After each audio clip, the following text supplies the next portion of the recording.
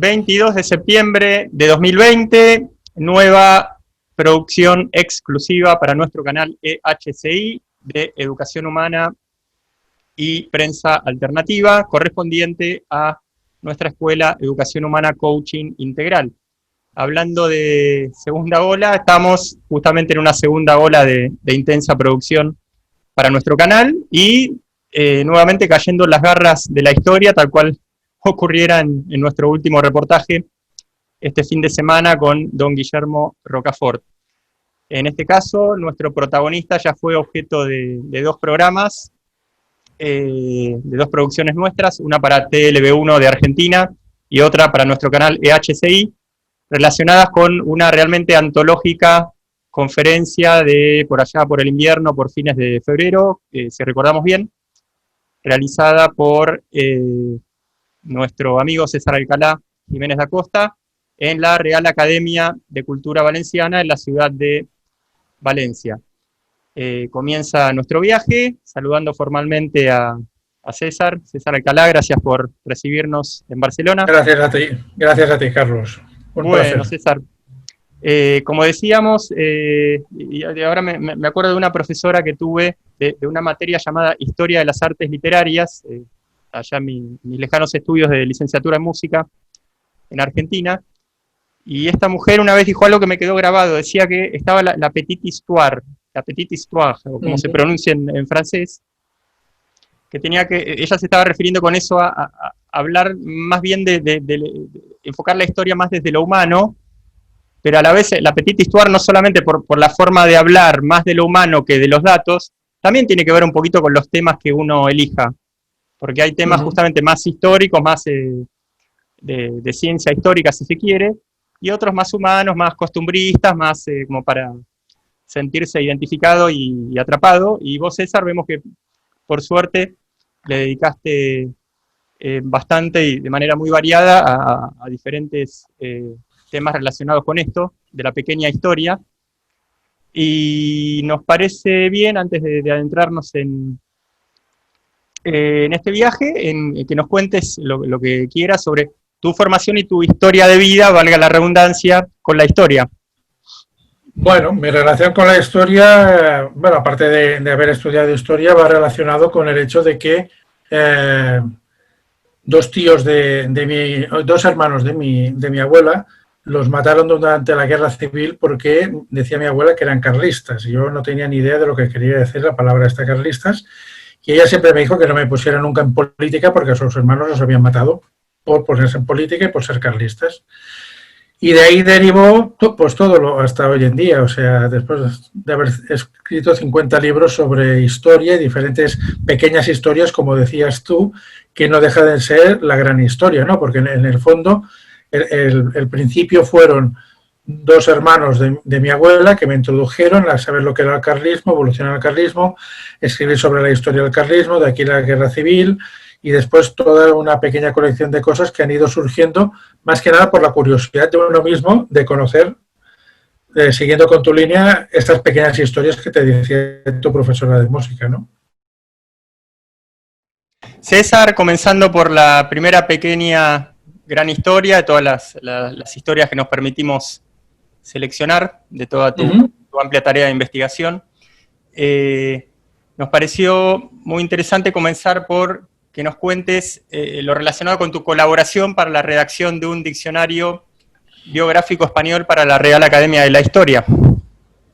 Eso fue una petición que se hizo en su momento, me la hizo un buen amigo, Alfonso Bullón de Mendoza, y me dijo de que teníamos que elaborar un diccionario y me dio toda una serie, un listado de nombres de personajes vinculados al carlismo para que se hiciera la biografía de ellos, incluso puse yo algunos más de los que no habían entrado ahí, pidiéndoselo a él, ¿no? Y entonces, bueno, la verdad es que estoy muy contento porque no deja de ser aquella pequeña contribución de personajes que a lo mejor no son muy conocidos por la gente, pero que sí que se merecen un sitio, y más en un diccionario como este, que se puede consultar online, ¿no? Con lo cual, ya no es lo mismo que si es en papel, que a lo mejor en papel te costaría, o sea, serían muchos volúmenes, y siendo en online, pues todo el mundo puede acceder a él.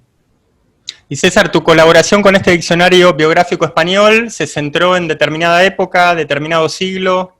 Sí, en el siglo XIX, concretamente el siglo XIX y todos autores de, o sea, todos habían sido personajes o de la realeza o del ejército carlista.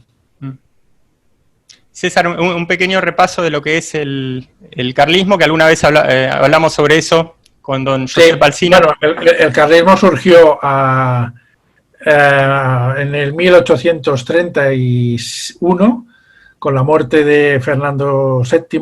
Entonces, en aquel momento hubieron dos, había el que tenía que ser el sucesor, que era su hermano, Carlos María Isidro de Borbón, porque en España hay la ley sálica, en la cual no permitían que las mujeres subieran al trono, y Isabel, que era la última hija de Fernando VII. Entonces hubo allí un pequeño complot familiar y de palacio, en el cual el rey Fernando VII, ya en el lecho de muerte, ya muy cascado, firmó un decreto por el cual abolía la ley sálica y automáticamente Isabel pasó a ser Isabel II y su hermano quedó desterrado del trono de España.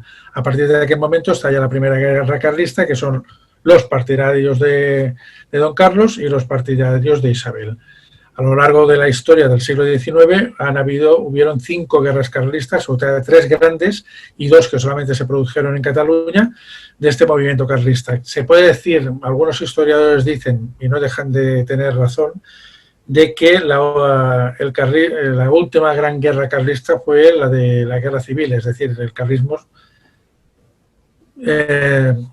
hizo su última batalla del 1936 al 1939. Que es donde se cierra todo el ciclo de guerras que se iniciaron con la muerte de Fernando VII. César, ¿alguna biografía que se te ocurra destacar en este momento, por el motivo que fuere? Hombre, hay la historia del tradicionalismo de Melchor Ferrer, que me parece que son 30 volúmenes, si no me equivoco, y que ahí recoge todo lo habido y por haber del carlismo, todo, que se deja algunas cosas que luego se han ido estudiando, se han ido perfeccionando, pero vaya, el que se quiera entrar en el carlismo, ahí lo tiene todo. César, ahora, al menos por 2 cuestiones, es como que Marruecos está un poco en el candelero, siempre que dentro del mundo alternativo, por supuesto. Porque se habla, quizás no tan malintencionadamente, de una supuesta sustitución de población, dentro de lo cual un poquito los marroquíes tendrían algo que ver, así lejanamente, aparentemente. Y después también se está comentando reiteradamente esto de que los Borbones, que todavía están en el poder, le habrían regalado, especialmente el emérito, el Sahara a Marruecos. Esto último, ¿es tan así? El Sahara en su momento, el Sahara se perdió en la época de Franco, no se regaló, es decir, hay una parte, o sea, es una historia bastante complicada, porque digamos, no se ha reconocido en su momento, o sea, España sigue siendo, el Sahara aún sigue siendo protectorado de España. No se acabó de cerrar nunca, ni con la Marcha Verde del 75, ni nada. Es decir, ni unos han reconocido que ya no son protectorado, ni los otros lo han aceptado como territorio suyo. Es una tierra de nadie, ¿no? Yo creo que en este sentido se tendría que poner fin de una vez a toda esta historia, ¿no? Porque, digamos, toda la historia colonial española en todo lo que es el norte de África, Guinea, Fernando Po, Sáhara, todo lo que se perdió de una manera muy tonta, es decir, no se perdió ni hubo ninguna batalla, simplemente se perdió por una dejadez, es decir, tampoco se quería, es igual que muchas colonias que hubieron, por ejemplo, en Oceanía, no se perdieron. Simplemente es que estaban muy lejos. Filipinas estaba muy lejos. Filipinas sí que hubo la guerra y sí que se perdió, pero otras muchas colonias que habían por los alrededores de Filipinas nunca había ido nadie. O sea, alguien las conquistó en su momento y dijo que esto era de la corona de España y estaban ahí, pero es que muchos no las sabían poner ni en el mapa. Y se perdieron por dejadez, igual que el Sáhara, Fernando Po y Guinea se perdieron también por una dejadez, por unas ganas de sacarse unos territorios de encima que, como aquel que dicen, no les interesaba ya en la época de Franco. César, este estatus de protectorado de Marruecos, ¿qué derechos le da a unos y a otros, obviamente al Marruecos y a España, sobre este territorio? De entrada le tiene que dar más rentabilidad a Marruecos, en el sentido de que no deja de ser un territorio suyo, ¿no? En ese momento. Lo que pasa es que, siendo a un protectorado español, no tienen la plenitud al 100% del territorio, la cual cosa significa de que no pueden actuar, entre comillas, no podrían actuar libremente en ese territorio. Otra cosa es que lo hagan, porque me parece que España no se va a interponer nunca con alguna cosa que puedan hacer. Aparte del Frente Polisario y de todas las historias que puedan haber y de historias de que si el pueblo saharaui y que puedan salir mil y una organizaciones en defensa de ellos, diplomáticamente no creo que hubiera ningún tipo de problema. Pero a ver, yo no soy ciudadano español, soy residente legal en España, pero un ciudadano español dice, bueno, Marruecos forma parte de España con un estatus legal distinto al de la España continental. Concretamente, ¿qué puedo hacer? Si quiero residir, ¿puedo residir? ¿O preciso algo así como un permiso de residencia por parte del gobierno de Marruecos? ¿Puedo establecer un negocio? Pues, ¿tengo complicaciones para poder hacerlo? ¿No puedo hacerlo? Pues la verdad es que no lo sé. Yo supongo que debe ser la segunda parte que tú dices. Es decir, Marruecos te tiene que dar permiso para poder residir ahí. Diferente es, por ejemplo, Ceuta y Melilla, que sí que son españolas. Sí. Pero son españolas mucho antes que el Sáhara. Y de que existiera, digamos, el mal llamado reino de Marruecos, ¿no? Que de reino no tiene nada. ¿Y esto último que acabas de decir? No, es que es verdad, es que no es un reino. O sea, el monarca, por así decirlo, actual del Marruecos no es un rey. No es un rey tal y como se entiende la monarquía, digamos, en Europa, ¿no? Y concretamente, sobre la guerra de Marruecos, ¿qué nos podrías explicar resumidamente? ¿Cuál de las dos? Porque hubieron dos. Ah, hubo dos. Bueno, hubo la de 1860 y después hubo, claro, y después hubo la de los años 20, que ahí, bueno, se ganó y se perdió de una manera de aquellas como, bueno, como muchas cosas de estas. Es que llega un punto en esto, o sea, la primera de 1860 fue el General Prim, se ganó y fue un reconocimiento muy grande de España en un momento de que el ejército necesitaba una victoria muy grande, pero es que el mismo fallo que tuvo Vietnam, los Estados Unidos con Vietnam, lo tuvieron los rusos en Afganistán. Es decir, el país invasor tiene que ganar muy rápidamente la guerra, porque si se le eterniza, llega un punto que la acaba perdiendo, pero por una falta, digamos, de estructura ahí dentro. Es decir, siempre serán extranjeros en esa tierra, a no ser que vayas rápidamente y ¡pum!, la conquistes, ¿no? Cosa que no pasó ni en Vietnam ni esto, y cosa que tampoco no pasó con España en África. Es decir, no dejaba de ser extranjero.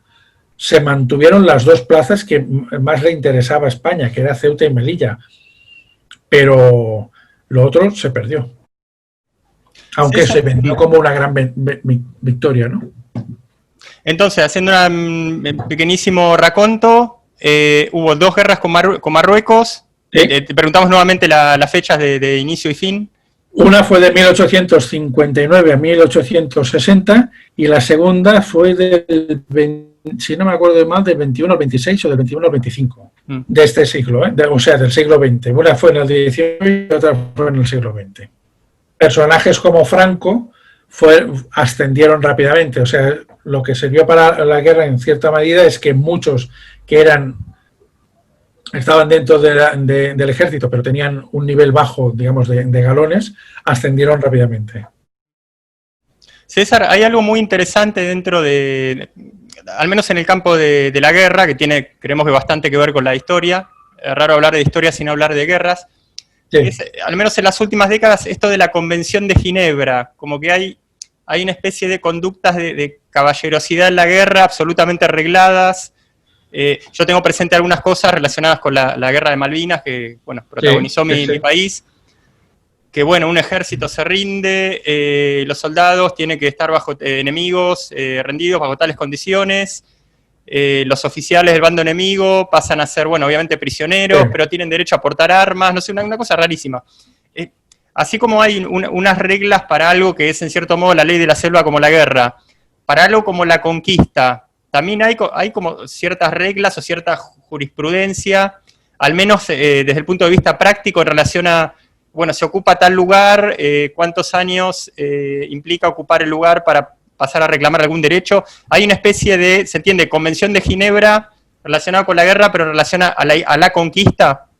Sí, bueno, a ver, de todas maneras, con lo que estás diciendo, podríamos hablar de la paz de Westfalia. La paz de Westfalia en su momento fue la que estableció lo que era el antiguo régimen europeo, es decir, las líneas fronterizas de todos los pueblos. Luego vino Napoleón y vino Hitler y lo rompieron, pero luego se volvió otra vez. Es decir, la Convención de Ginebra lo único que volvió, en cierta manera, es volver otra vez a la paz de Westfalia. Es decir, sí que es verdad que cuando acabó la Primera Guerra Mundial se rompieron las estructuras o los grandes bloques que habían habido en su momento, como el Imperio Austrohúngaro, o sea, todos los grandes imperios desaparecieron y se formaron pues Alemania, Austria, se formaron toda una serie de países. El de Gibraltar desde el 1712 forma parte de Inglaterra, es decir, hace más de 300 años que esa porción de tierra es inglesa. O sea, no hay una fecha límite. Normalmente los territorios que se han invadido, a no ser que haya a no ser que cuando acabe la paz, tanto la paz de los 100 años, o sea, tanto la guerra de los 100 años como de los 30, como todas las guerras que han habido, luego hay un tratado en el cual se vuelven a establecer las líneas. Y algunos países, en su momento Alemania, en su momento Inglaterra o en su momento Francia, pidieron compensaciones territoriales. Por ejemplo, aquí cuando hubo la guerra del Segadors en el 1640, toda la parte norte de Cataluña, que atravesaba los Pirineos, que hoy en día es toda la parte de Perpiñán y todos los alrededores de allí, Francia dijo que aquello era suyo.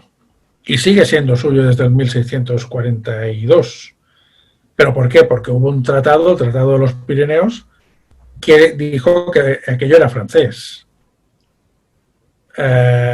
Otro problema que ha habido a lo largo de la historia han sido Estonia, Lituania y que también los querían los alemanes, lo querían los rusos y al final se han convertido en sitios independientes. Es decir, todos los territorios, si no hay un tratado de paz, por decirlo de alguna manera, entre medio, vuelven otra vez al país que ha sido conquistado. César, sí, ahora se me van ocurriendo cosas, yo como bicho de la historia. Todo tranquilo. Algo que me quedó grabado también del secundario, que tuve un increíble profesor de historia, que era una especie de biblioteca parlante y caminante, fue esto del Congreso de Viena. Porque después el Congreso de Viena derivó en ciertas conductas geopolíticas en Argentina. Y bueno, le recordamos a la gente, apresado definitivamente de Napoleón, mandado a Santa Elena, que muere, no sabemos si muere o lo matan. Se establece lo que se llama el sistema Metternich, por medio del canciller Metternich para ese entonces, ¿Austria o en nombre de bueno, aún seguía siendo Imperio Austrohúngaro, sí, claro. Imperio Austrohúngaro, que establece ese sistema que mi profesor lo enseñaba como el de los estados tapón. Dice, bueno, inventemos pequeños estados entre los grandes estados para evitar que hayan fricciones en las fronteras. Y recuerdo que nos dijeron que llevado eso a Sudamérica, por eso se creó Uruguay, como estado tapón entre las dos grandes potencias, por llamarla de alguna forma, Argentina y Brasil, y eso da la impresión como que con Versalles se hubiera querido, un poco de otra manera, volver a establecer un sistema así, porque de líneas Maginot y bueno, de toda la cuestión del robo de territorio a Alemania.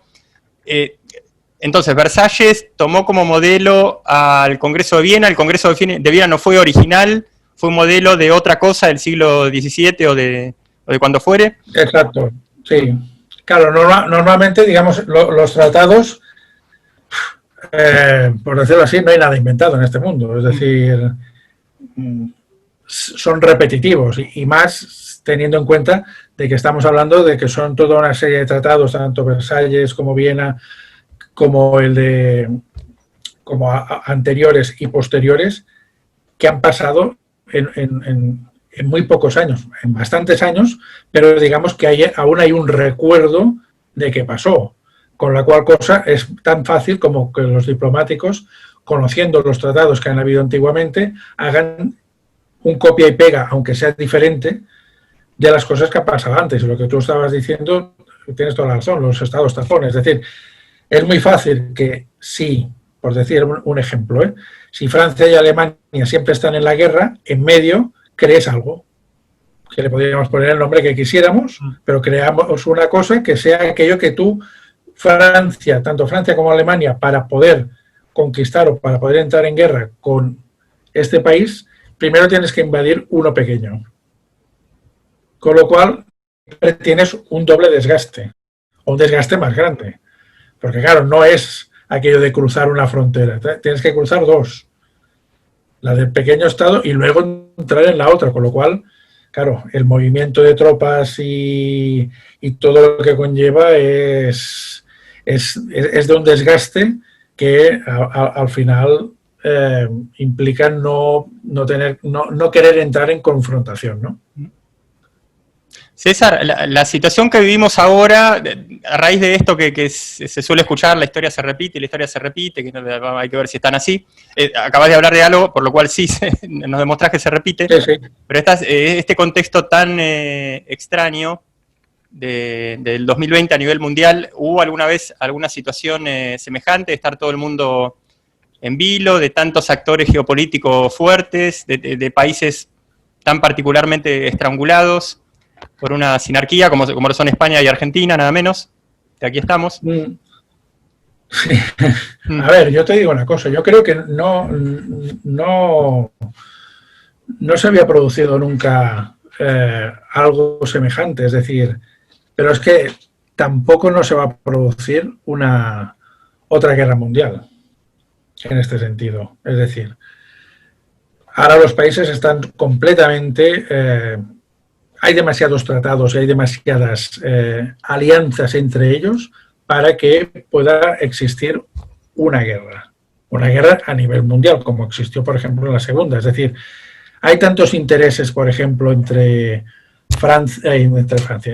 China, Estados Unidos, Rusia, Alemania, Francia, Inglaterra, que difícilmente uno estallará. ¿Por qué? Porque es que si estalla uno de ellos, los otros le dirán que es tonto.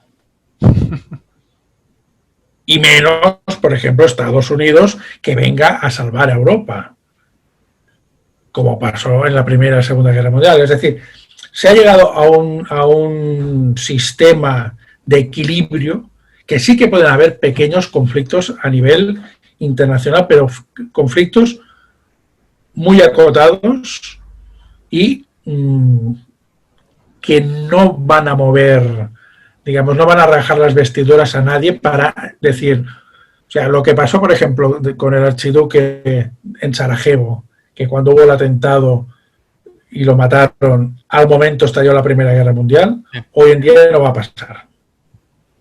O sea, si por ejemplo, por poner un ejemplo, matan a Trump, nadie va a empezar una guerra en contra de quien ha matado a Trump. O sea, ha cambiado mucho la historia o digamos que el mundo ha encontrado que se vive bien en paz y en armonía, digamos, porque date cuenta de que desde el año 1945 hasta el día de hoy, Europa no ha habido ninguna guerra, aparte, digamos, la de los Balcanes, ¿eh? Pero esta ya era una guerra también muy provocada después de la muerte de Tito y toda la historia, ¿no? O sea, ya era un conflicto que ya se sabía que tarde o temprano estallaría a morir Tito, porque tenía que estallar, porque eran demasiados países y tendencias y pensamientos y religiones metidos en un solo de esto, ¿no? Pero aparte de esto, en Europa no ha habido ningún conflicto. Pueden haber conflictos diplomáticos, pero ninguno de ellos cogerá las armas. En relación a algo que acabas de mencionar, que derivó en la Primera Guerra Mundial, ¿qué me comentás acerca de aquel dato, por supuesto que de la corriente revisionista histórica, que en realidad la base de todo fue un proyecto de ferrocarril Berlín-Bagdad, y que luego se fabricó, por así decirlo, este asesinato a modo de clara provocación? Pero ¿vos lo ves efectivamente de esa manera? A ver, la Primera Guerra Mundial es una de aquellas guerras que nadie sabe por qué empezó. Evidentemente lo del archiduque, pero es que antes ya habían habido un conflicto en los Balcanes, ya habían habido otras pequeñas, o sea, por lo que dicen, porque yo no estaba ni tú tampoco, decían que la Primera Guerra Mundial tenía que estallar, pero lo mismo pasó al final de la Primera Guerra Mundial, es decir, la Primera Guerra Mundial acabó por una desidia de la gente. O sea, no sabían cómo acabarla y se acabó. Se acabó mal. Y se cerró mal y los tratados fueron muy malos y de ahí provocó la Segunda Guerra Mundial.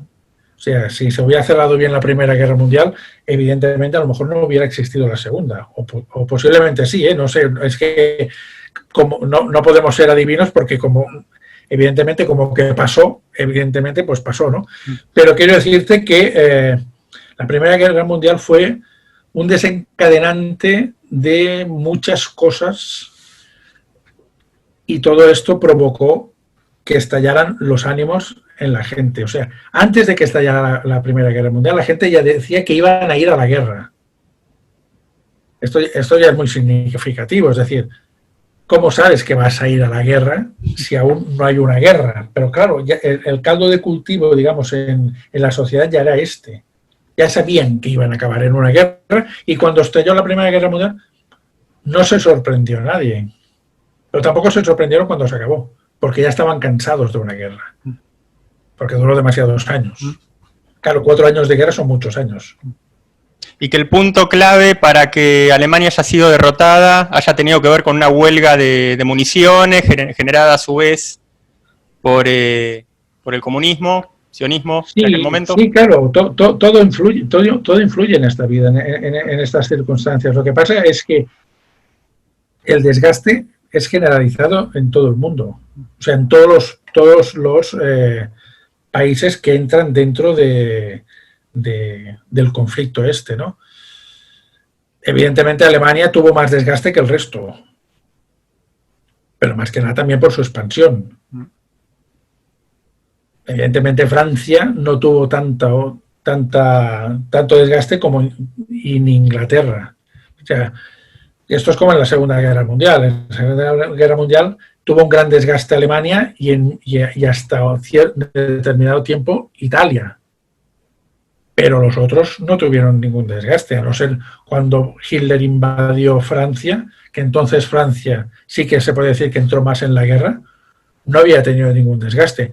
La batalla de Inglaterra sí que tuvo un desgaste Inglaterra, pero duró lo que duró con los bombardeos, pero después no hubo un desgaste físico en la sociedad y por eso pudieron enviar soldados de refresco en este sentido. Alemania no, Alemania estuvo combatiendo pues constantemente y esto no deja de debilitar tu ejército, tus fuerzas y tu nivel de reacción, ¿no?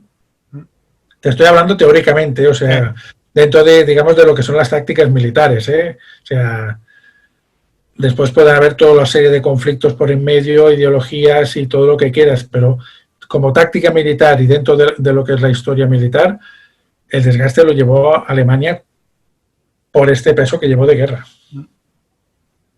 César, un investigador con 50 libros publicados y que prácticamente no dejó ninguna vía, tanto informativa como investigativa, por cubrir, como en tu caso, seguramente más de una vez puso el foco o descubrió o estudió falsificaciones históricas. Sí. ¿Qué falsificación histórica nos podrías traer aquí a...?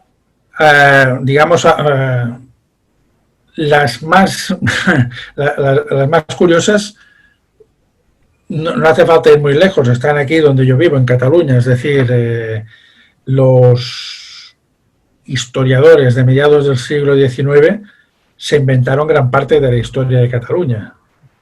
Te voy a decir tres que son muy rápidas.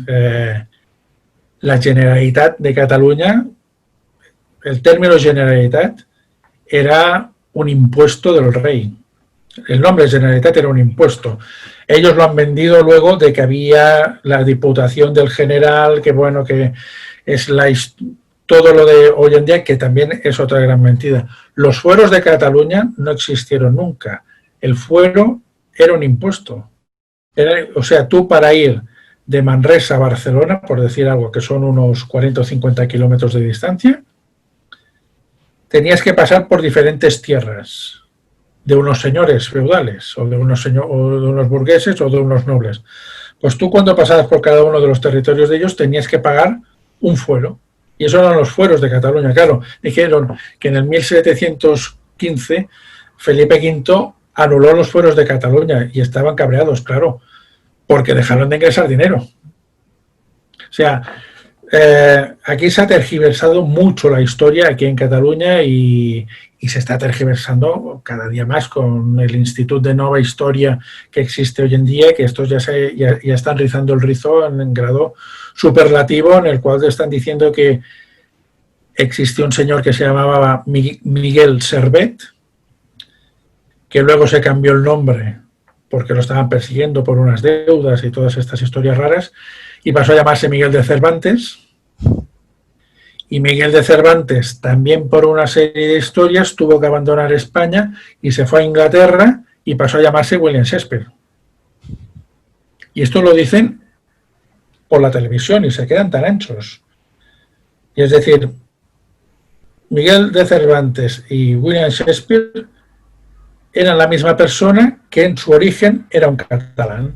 Igual que Santa Teresa de Jesús era catalana y Colón era catalán. O sea, la tergiversación de la historia, en este sentido, aquí en Cataluña se está dando día a día y constantemente, y el peligro no es tergiversar la historia, el peligro es que la gente se lo acabe creyendo y piensen que es verdad que William Shakespeare era el seudónimo de un señor que se llamaba Miguel Servet. Claro, de ahí a inventar cosas en relación a un Jesucristo catalán, es como que no se está demasiado lejos, no se daría la impresión. Evidentemente, es que aquí en Coña se dice que cuando Dios creó el mundo, no creó Cataluña porque ya estaba. Claro, es que llega un punto de que se tergiversa. A ver, hay un problema. Normalmente cuando se tergiversa la historia es por una... Siempre lo hacen porque quieren cambiar lo que pasó de verdad, porque no están contentos, porque les hubiera gustado de que fuera de otra manera, pero esto no implica que se tenga que cambiar la historia. Es decir, tú has podido perder una guerra o has podido perder cualquier situación complicada en una vida, ¿no? Pero eso no quiere decir que tengas que cambiar la historia, porque la historia está. Esto es lo mismo que está pasando ahora con la ley de la memoria democrática, ¿no? Que lo primero que quieren hacer es revocar la sentencia de muerte de Lluís Companys. Y dices, vale, pero este señor no va a volver mañana, no va a resucitar, porque este señor lo fusilaron en el año 1940. Y entonces, si sacas la pena, le conmutas la pena esta o lo borras de los libros de historia, habrá un vacío que dirás, los chicos cuando tengan que estudiar historia dirán, Lluís Companys, presidente de la Generalitat, murió, puntos suspensivos, en 1940. Claro, si no hay la sentencia porque se ha revocado, ¿tú vas a explicar que hubo una sentencia de muerte? ¿O le tendrás que decir, hubo una sentencia de muerte, pero en el año 2020 un señor decidió que esa condena de muerte era errónea, no se tenía que haber cometido, todo un rollo, y el chaval se volverá loco, dirá, bueno, pero ¿lo mataron o no lo mataron? Y la historia no la puedes cambiar, o sea, ese señor, con razón o sin razón, fue condenado a muerte y fue ejecutado. Punto, ya está, esta es la historia, no hay que darle más vueltas. César, yo escuché muchas anécdotas con detalles bastante finos relacionados con que se puede hacer un paralelo perfecto entre el País Vasco y Cataluña sobre un poco de falsificación de la historia, de pretensiones que no son tan reales y de pretensiones, digamos, tanto sobre territorio como sobre el hecho de pretender ser una nación. ¿Es así esto del País Vasco también? Sí, el País Vasco también pasa lo mismo, es decir, no deja de ser un... date cuenta de una cosa, es decir, y enlazo con lo que me has preguntado, ¿no? Aquí los historiadores catalanes, la corona de Aragón, los que han querido tergiversar la historia, la están llamando la corona catalano-aragonesa. Cataluña era una serie de condados, por eso el actual rey de España es conde de Barcelona, porque era la máxima distinción que había en Cataluña, que era el conde de Barcelona. Pero aparte es rey de Aragón, rey de Valencia y rey de Mallorca. Claro, Cataluña estaba en medio de 3 reinos y ellos eran un condado pequeñito. Dale la vuelta y hablemos del País Vasco. Las ganas locas que tienen de anexarse Navarra, porque Navarra era un reino. Las vascongadas eran un territorio que estaba por ahí perdido entre medio de las montañas. ¿Qué pasa? Que si se anexan Navarra, el País Vasco gana en grandeza. Es lo mismo, es darle la vuelta a lo mismo que yo te decía, es la corona catalano-aragonesa, no, era la corona de Aragón. El País Vasco y Navarra, no, País Vasco y Navarra era un reino independiente de unos señores que estaban ahí, que llámales vascos en aquel momento, que no tienen una historia tan grande como ellos dicen. Pueden tener lo del árbol de Guernica y puede ser el gran símbolo del País Vasco, pero no deja de ser que no tienen una historia, una tradición como tiene, por decirlo así, el pueblo de al lado, que fue un reino con reyes y que tuvo una historia que, bueno, que se la quieren cargar porque quieren anexionárselo ellos. César, cuando se escucha hablar de vascos franceses, ¿es una expresión correcta esto de vascos franceses? Bueno, es decir, como catalanes del norte.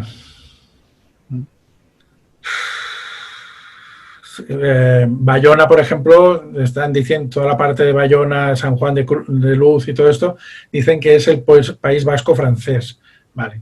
Y si tú te vas a Perpiñán, dicen que es la Cataluña Norte. Tú pregúntales a ellos si quieren ser franceses o quieren ser vascos. Y la mayoría te dirán que se quieren quedar como están, ¿no? A ver, son aquellas cosas que siempre hay las ganas aquellas de anexionar, que históricamente pudieron ser, pero que en un momento ya se perdieron, y es aquello de... esta es la gran similitud entre vascos y catalanes, ¿no? Las ganas de rememorar el pasado que fue y no miran hacia adelante, es decir, no miran hacia lo que pasará mañana, no, lo importante es lo que tenemos detrás, es que nosotros fuimos, es que nosotros en su momento, es que, no, bueno, ¿y hoy? Porque hoy tienes aquí en Cataluña, por ejemplo, un señor que es presidente de la Generalitat que, bueno, que es para echar a correr. Y la gente, o sea, no es un... No tienen un mirar hacia adelante, siempre miran hacia atrás, y esto es lo que les mata en este sentido, la falta de evolución, porque si te das cuenta, ahora acabo de escribir un libro que saldrá en diciembre, he ido comparando discursos desde el 1600 hasta hoy en día, Y hay discursos de Pau Claris, que en el 1640 dijo que dejaban de ser españoles y se fueron a ver al rey Sol y le dijeron que Cataluña a partir de aquel momento era francesa. Y pobre hombre se lo creyó y se la anexionó, pero bueno, esto es otra historia. Que hay discursos de Pau Claris que si debajo le pones hoy en día Carles Puigdemont o Quim Torra, dicen lo mismo. Es que no han perdido el sentido este, es decir, no han evolucionado en el discurso en 400 años. Por eso se han quedado como se han quedado.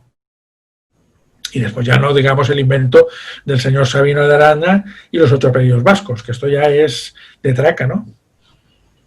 Del racismo en este sentido de este señor, ¿no? César, dándonos una pequeña vuelta por Europa, Suiza, con la historia de los cantones, el italiano, el alemán, el francés, alguna vez escuché que la Suiza moderna fue creada por Napoleón, pero a la vez parece que tuvieron una tradición milenaria. ¿No es una especie de aberración? ¿Se entiende lo que quiero decir, no? Sí, te entiendo. Como una especie de engendro, sí, geopolítico. Sí, es una cosa que está ahí. Sí, yo supongo que sí, le puedes llamar engendro, ¿eh? Como, o se le puede llamar de cualquier manera, ¿no? No deja de ser una pieza que hay ahí en medio, es quizás la representación de lo que tú estabas diciendo antes, ¿no? Es decir, poner un país ahí tapón, que no deja de ser Suiza. Porque si te quieres ir para un sitio, si pasas por Suiza, para irte para Austria, tienes que pasar por Suiza. Para ir para Italia, tienes que pasar. O sea, no deja de ser un país tapón y no deja de ser un país que a Europa, bueno, pues le interesa, supongo, pero también le interesa Luxemburgo en este sentido, ¿no? O sea, ya yo creo que ya es más un interés económico que un interés de tierra en sí, ¿no? Ya es, digamos, el poderoso dinero en este sentido influye demasiado, ¿no? César, no estamos demasiado lejos de la hora y no quería dejar pasar, volviendo a esto de la petite histoire, aquello que nos seduce más por lo humano que por lo puramente histórico, lo que también vimos que incursionaste, que es la vida cotidiana en Cataluña. Sobre aquello publicaste o un libro, un trabajo de investigación. Publiqué 3 libros, que era la vida cotidiana en Cataluña desde el 36 al 63, en diferentes tomos, y era más o menos explicar pues lo que es la vida en Cataluña, que mucha gente no lo sabe. Es decir, es la pequeña historia esta que tú dices, ¿no? Es decir, explicar, por poner un ejemplo, que el biscúter, el coche del biscúter, pues había una fábrica en Badalona de un señor y que se dedicó a construir el biscúter y en su momento tuvo un gran éxito porque fue el coche de moda en un momento, ¿no? O sea, ir explicando las pequeñas anécdotas de la vida de que muchas veces no sabes, o sea, por ejemplo, un ejemplo que a lo mejor mucha gente no sabe, ¿no? Aquí en Cataluña, no sé si por otras partes, pero aquí en Cataluña es típico el jueves comer paella. En todos los restaurantes que vayas el jueves comerás paella. Y dices, ¿por qué el jueves se come paella? Porque después de la Guerra Civil, Franco estableció el día del plato único. Y el resto de la comida, o sea, el resto del dinero, o sea, si tú comías primero, segundo y postre, el segundo y el postre, ese dinero iba directamente para restablecer, digamos, para que España creciera económicamente, o sea, para entregar era como un impuesto, por decirlo de una manera clara, ¿no? Claro, ¿qué pasaba en los restaurantes? Que si tú ibas a comer y estabas acostumbrado a comer primero, segundo y postre, ¿qué te podían dar a ti para que tú salieras saciado a la hora de comer? Pues claro, arroz. Y por eso el jueves es el día del arroz aquí en Cataluña, porque claro, te metían un plato de arroz y ya no necesitabas ni el segundo ni el postre. Estas pequeñas tonterías o pequeñas historias son las que yo contaba en esto, ¿no? Porque no deja de ser la historia cotidiana de dices, ¿Y esto por qué pasa así? Pues pasa así por esto. César, hay algo en el modo general español que me hizo notar un amigo antes de que yo residiera, que mi relación con España tiene que ver con venir en principio 2 años en régimen de turista, 3 meses acá, 3 meses allá, que me decía, es notable cómo el vocabulario es menor al de un argentino promedio, inclusive acá una amiga, también licenciada en música como yo, que es una de mis formaciones, me decía, mirá, Carlos, vos vas a, por decirlo de alguna manera, escuchás hablar un español muy formado, con muchos títulos y, bueno, muy formado, básicamente, y se habla como un argentino promedio. A ver, son todas imágenes, César, por supuesto, como español, espero que no te ofendas. Pero, a ver, No, no. hay algo con el español, y actual al menos, y el vocabulario, hay algo con que se lee poco. Alguna vez me hablaron mal de Franco en relación a que Franco hubiera bajado el nivel educativo, pero lo hablé con historiadores y alguno me contestó al revés. No, Franco no bajó ningún nivel educativo. Tuvo que ver con lo que se llama régimen del 78. ¿De dónde viene la cuestión de que el español en general lee un poquito menos, tiene un poquito menos de vocabulario del que uno esperara quizás? Bueno, yo estoy de acuerdo con lo que dices. Yo creo que el nivel educativo en la época de Franco era muy alto y era muy bueno. Lo que pasa es que vino el año 78, vinieron todas las comunidades autónomas y, te lo pongo entre comillas, como que Franco era muy malo, tuvieron que cambiar el régimen de estudios. Entonces, cada una de ellas se inventaron unos estudios y después hubo la LOCSE y todas las leyes para cargarse una educación que era tan mala porque había sido de la época de Franco, ¿no? Pero yo creo que porque a mí me tocó los 10, 15 primeros años de mi vida, me tocó estudiar con malos estudios franquistas. Y yo creo que hoy en día, las criaturas de hoy en día, yo tengo una hija de 15 años, no estarán tan preparados como yo. O sea, los de mi generación, los del año 66, 65, 60, hasta el 75, o 70, 70, de los 50 al 70, vamos a ponerlo así, estamos mucho más preparados que los que surgieron luego. ¿Por qué? Por esto que tú estás diciendo. Es decir, yo lo veo con mi hija. Y eso que en nuestra época teníamos que coger, que yo creo que esta también era una de las cosas buenas en ese momento, que tú buscabas una palabra y tenías que coger el diccionario. Ahora te pones en la pantalla del ordenador y te sale resuelto. O sea, no tienen la habilidad aquella de tener que buscar. Nosotros a lo mejor cogíamos una enciclopedia y estábamos buscando, yo qué sé, cualquier palabra, y por en medio te aparecían otras que te llamaban la curiosidad y parabas a leértelas y decías, pues mira, esto no lo conocía, pues esto, no, hoy en día van directamente. Y a veces a mi hija le digo, oye, pues me pregunta, oye, pues tal, yo le digo, pues mira, esto es por esto, y dice, no, si ya está, no hace falta que te enrolles. O sea, esto es esto, ¿no? Dice, sí. No les interesa profundizar más, o sea, se quedan en la corteza. Y esto poco a poco es lo que está provocando de que el idioma se vaya perdiendo, evidentemente, porque claro, los clásicos no los leen. Si no leen los clásicos, no van a leer los más modernos. Es decir, hoy en día ha cambiado muchísimo la concepción de estudiar y la concepción de un poco la universalidad de las cosas, ¿no? Es decir, a mí me sabe muy mal, pero yo creo que las generaciones que nos seguirán van a ser muy bajas. Hay excepciones como todo en esta vida, siempre hay excepciones, pero la gran mayoría tendrán un nivel de conocimiento muy básico. Pero a lo mejor también, pero esto también es culpa nuestra, O sea, no digo que sea culpa de los jóvenes, esto es culpa nuestra. Es decir, nosotros los estamos educando así. O sea, los primeros responsables y los primeros culpables somos nosotros.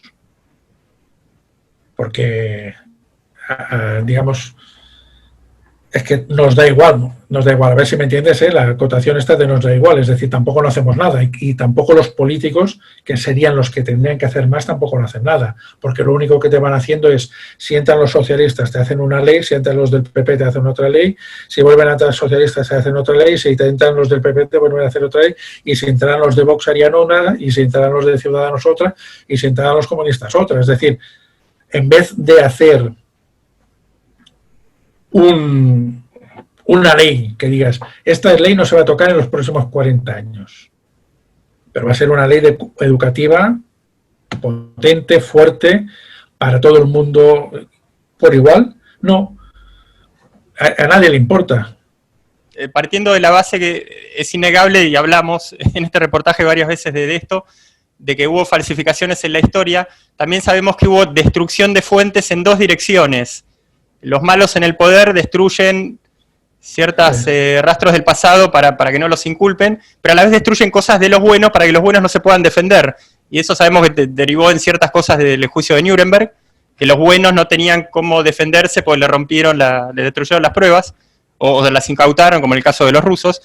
En materia de historia española, ¿qué nos podés resaltar acerca de tal fuente, tal preciosa fuente de primera mano, fue destruida? ¿De qué nos hablarías? ¿Por qué se destruyó aquella fuente?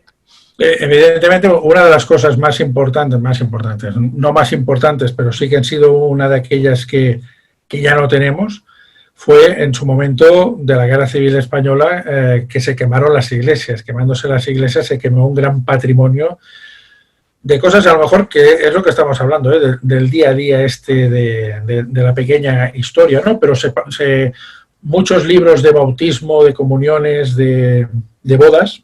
Registros parroquiales, ¿no? Exactamente, todos los registros parroquiales se quemaron, pero también se quemaron historias de la iglesia, es decir, actas, mil y una historias que forman parte de esta pequeña historia, ¿no? Pero también se quemaron muchísimas cosas, es decir, la Guerra Civil Española quemó muchísimas cosas, la Guerra Napoleónica también quemó algunos archivos. Lo malo de todo esto es que se han ido quemando archivos paulatinamente a lo largo de los años y no pasa nada. A ver si me entiendes, no pasa nada porque nadie tampoco se ha quejado. Es decir, me dicen, no, mira, tal, de esto, bueno, sí, pero esto lo quemaron, yo qué sé, Napoleón cuando entró por aquí lo quemó, pues vale, pues lo quemó. Pero la gente se queda de aquella manera, bueno, pues si se quemó, ¿no? O sea, no tenemos una conciencia del patrimonio que realmente se puede perder. Es decir, date cuenta que una de las primeras cosas que se hizo cuando estalló la Guerra Civil fue desalojar el Museo del Prado para que no se quemaran los cuadros. Pero nadie pensó en los papeles. Claro, que se quemaron un Velázquez tenía un valor, pero claro, un manojo de papeles a lo mejor te cuentan más historia que el cuadro de Velázquez, porque no deja de ser una cosa patrimonial que si se pierde es como si no haya existido nunca, ¿no? O sea, no se ha tenido un cuidado de estos. Es decir, yo creo que antes salvarían un cuadro de Velázquez, por decir algo, o un Goya, que la Biblioteca Nacional.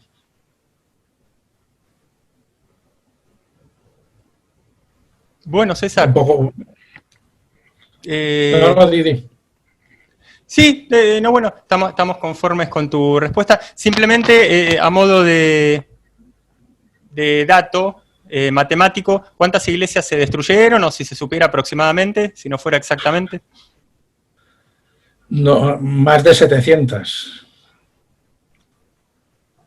O sea, se quemaron, o sea, a ver, por ejemplo, aquí en Cataluña, en casi todos los pueblos de Cataluña se quemó la iglesia. En la Catedral de Barcelona no la quemaron porque tenían miedo, porque al lado está el Palau de la Generalitat y si se quemaba, a lo mejor podía quemarse el Palau de la Generalitat. Pero es que no hubo pueblo que se salvara. O sea, es decir, pero esto ya pasó también a principios del siglo XIX, ¿no? O sea, y con la desamortización de Mendizábal y con la Constitución de 1931, es decir, siempre se ha ido contra la Iglesia Católica y cuando se ha empezado una revolución, lo primero que se ha hecho es quemar una iglesia o matar a algún cura. Y aparece como si aquí en España no se pudiera empezar una revolución sin matar a un cura y sin quemar una iglesia. A partir de ese momento ya tienes montada la revolución. Ahora, si no puedes hacerlo, pues entonces la revolución se va a pique. César, creemos que es un buen momento para liberarte, una hora de reportaje, y si quisieras y nos pudieras brindar plataformas en redes sociales, alguna vía de contacto, hablarnos de tu última publicación, o de alguna de ellas, algunas de ellas. Sí, dos últimas publicaciones que he hecho es claves históricas del independentismo y constitucionalistas sin complejos. Y ahora en diciembre saldrá uno que es el Seny la Rauxa en Cataluña. O sea, van saliendo. O sea, por Google seguro que lo vais encontrando, porque se va promocionando. Muy bien.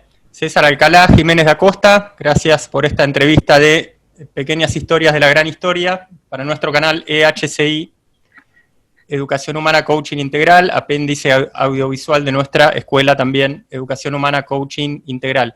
Carlos Guillermo Senra, mi nombre, y será hasta el próximo encuentro con César y con nuestra gente. Gracias, César. Gracias a ti, Carlos.